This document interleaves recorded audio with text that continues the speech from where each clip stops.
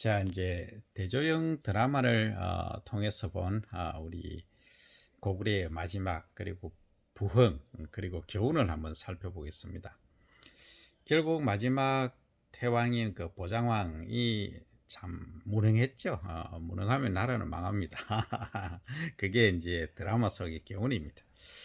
근데 실제 이제 보장왕이 무능했느냐? 저는 그렇지는 않다고 봅니다. 그 왜 그러냐면 자기도 어쩔 수 없이 그 영계 소문에 의해서 초대돼서 됐거든요. 그러다 보니까 그 당시는 무신 정권이고 하다 보니까 보장왕이 뭐 성격도 온순하고 하다 보니까 막 그렇게 초대되는데, 결국은 영계 소문이 이제 오판을 마지막에 나이 들면 좀 그래 되지 않습니까? 급해지지 않습니까? 급해지다 보니까 백성의 상황을 제대로 잃지 못하고 전쟁만 이제 좋아하게 돼서 결국은 그런 현상이 나타나게 됐고, 부원군이란 그러니까 이 친구는 이제 문신인데 그게 뭐 아주 이놈이 역적입니다. 하여튼 뭐 최악질의 역적입니다. 이게 결국은 나라를 팔아먹고도 다시 당나라의 이제 그 관리는 아니고 뭐 하여튼 그 서린기라는 그 아까 장군이 있지 않습니까? 여기에 소위 비리붙어서 살다가 결국은 마지막까지 또 나라를 팔아 뭐 부흥을 하는 보장왕이 이제 중심으로 해서 부흥운동을 펼치는데 또 한 번 이제 이적 행위를 합니다. 결국 한 번 이적 행위를 하는 인간은 또 한다는 거죠. 이게 명리에서 이게 어떻게 보면 성격이라고 할까요? 사주팔자라고 이제 하는데, 우리가 8글자를 보고 그 흐름을 보면 그 상을 알 수 있습니다. 물론 개가천선하는 경우도 있습니다. 정말로 반성해서 새롭게 태어나는 사람도 있는 반면에 그렇지 않는 캐릭터들이 이제 많죠. 예. 그리고 이제 결론 이제 쪽으로 가면은 어떤 부흥의 결론은 결국은 실패했죠. 그 실패한 게 이제 1차 부흥이죠. 그러니까 보장왕이 이제 고구려 부흥을 노리다가 결국은 여러 가지 사건들이 있었지만 결국은 내부의 첩자, 그러니까 당나라의 이문이란 장군이 이제 서린기하고 경쟁이 있었는데, 그 이문이란 장군이 보낸 첩자들에 의해서 대중상이라는 대조영의 아버지죠. 그 훈련시키는데 이 침투를 2명을 시킵니다. 이 친구들이 이제 무술을 잘하다 보니까 그리고 작정하고 들어왔죠. 그래서 결국은 그 대명천 재단인가 하여튼 보장왕의 그 재단이 그렇게 있었습니다. 결국 그 서린기를 암살하려고 죽이려고 이제 들어갔는데 암살이 아니고 다 뭐 당나라 군 장수들 다 깡그리 한 번에 보내려고 갔는데 결국은 그게 덫이었습니다.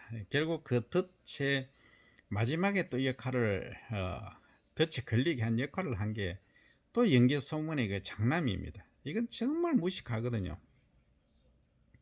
제가 볼 때는 똑똑합니다. 조금 똑똑합니다. 근데 결국은 판단하는 게 자기 중심적이고, 그러니까 아주 그 판단 자체가 안 되는 친구입니다. 전쟁에서도 보면 그런 일이 있었고, 지 때문에 모든 병사 다 이랬지 않습니까? 참. 그 다음에 부흥운동에서도 마지막에 지가 이제 서린기한테 꼬임에 빠져가지고, 그러니까 이제 백성들 살려주겠다, 군사들 살려주겠다, 대조영만 잡는다, 이렇게 이제 했는데 결국 그게 되는 겁니까? 안 되는 거거든요. 그래서 결국은 그 게임에 빠져서 또 모든 군인들, 그 부흥에 참여한 군인들을 다 죽이게 되고, 뭐 결국은 그 부흥이 안 되게 하는 불씨를 꺼버린 그런 경우입니다. 그 이름이 연남생입니다. 실제 연신이 아닌지는 제가 모릅니다만 드라마 속에서 보면 그렇습니다. 그래서 드라마 속의 경우는 한 번 배신한 자는 배신한다, 사주팔자가 그렇게 되어 있다, 이런 분들은 그 우리가 개가 천선하기는 정말 어렵습니다. 그래서 우리가 사주팔자는 팔자대로 산다 하는 얘기가 있는데 못 바꿉니다. 그리고 그 운명도 벗어날 수가 없습니다. 하지만 정말 각고의 노력, 그러니까 돌을 닦는 심정으로 노력하면은 한 10년 정도 노력하면은 또 명리 공부를 열심히 하다 보면은 이제 자신의 캐릭터, 성격을 바꿀 수도 있습니다. 그래서 이런 것들이 우리가 명리 공부를 하고 또 역사 속의 드라마를 보고 어떻게 처세해야 되겠다, 어떻게 행동해야 되겠다, 또 어떻게 살아가야 되겠다, 그리고 이 세행이 다가 아니다, 내세가 있다라는 걸 아신다면은 이제 명리 공부를 하면서 돌을 닦는 그럴 필요성이 있다. 그리고 명리 공부는 스스로 해야지 어디 가서 뭐 그 누구에게 어떻습니까, 어떻습니까 본다는 거 그거는 별로 안 좋습니다. 왜냐하면 이 천기를 누설하는 것이거든요. 천기를 누설하기 때문에 흐름만 이제 알려줄 뿐이지 이게 이제 과거에 지은 업을 되갚아야 되는 게 지금 현실이라고 저는 봅니다. 저는 귀신의 존재도 믿고 내세도 믿고 과거도 다 믿습니다. 그 믿을 만한 이유가 있기 때문에 그렇습니다. 그래서 그걸 보면 이제 이게 우리가 무당분들이라든지 또는 그 이에 돈을 닦은 분들은 상당히 조심을 해야 되고, 예, 그만큼 업을 짓는 겁니다. 그래서 흐름만 알려줄 뿐이지 그걸 완벽히 피해갈 수는 없다. 그 다음에 또 이 책사랑 신홍이라는 책사가 있습니다. 이 책사 이게 참 중요한데, 그죠? 책사가 매우 중요합니다. 자기가 섬기는 그 왕이나 아니면 뭐 부족장이나 누구나가 장군이든 머리가 부족하면 이게 이제 머리가 돼줘야 되는데 이 머리만 되면 되는데 방향까지 지가 인도를 다 해버리거든요. 그러니까 완전히 이제 그 대장 꼭두각시가 이제 되는 거고, 그렇죠. 이 친구가 한을 품고 있다든지 하면 결국은 나라를 팔아먹는 이제 원흉이 된 거죠. 신홍이라는 친구가 그런 친구인데, 결국 이 친구가 대중상, 그러니까 대조영의 아버지하고 안시성에서 이제 전투가 벌어졌을 때 결국은 이제 자기가 모시던 그 장군, 자기는 하인으로 있었죠. 그리고 대종상하고는 친구였는데 이적행위를 한 거죠. 그러면 마땅히 죽어야 되잖아요. 그런데 죽어야 되는데, 그래서 이제 대종상이 너는 죽어야 되겠다 하니까 그래 나도 내 부모를 생각해야 되니까 어쩔 수 없는 상황이었습니다. 자식으로서의 도리상으로 보면.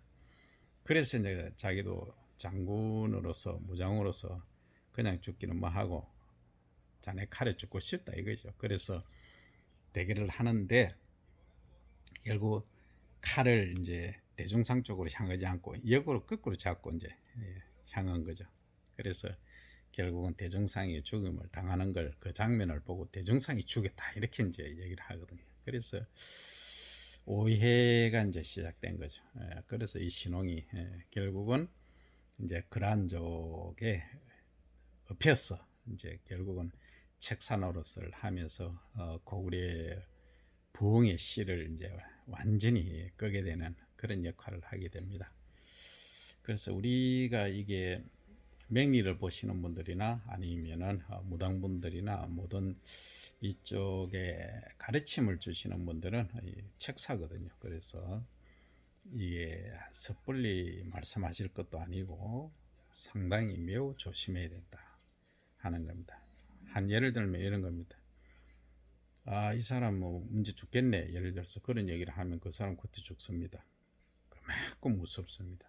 그래서 어떤 말이든 이 내 뵙기 전에 3번 반드시 생각하고 흐름만 알려줄 뿐이지 정확하게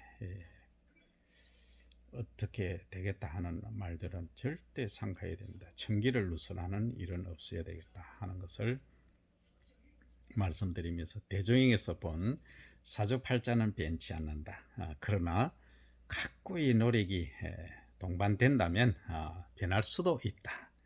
그것이 새로운 운명을 또 만들 수도 있다까지 하겠습니다. 감사합니다.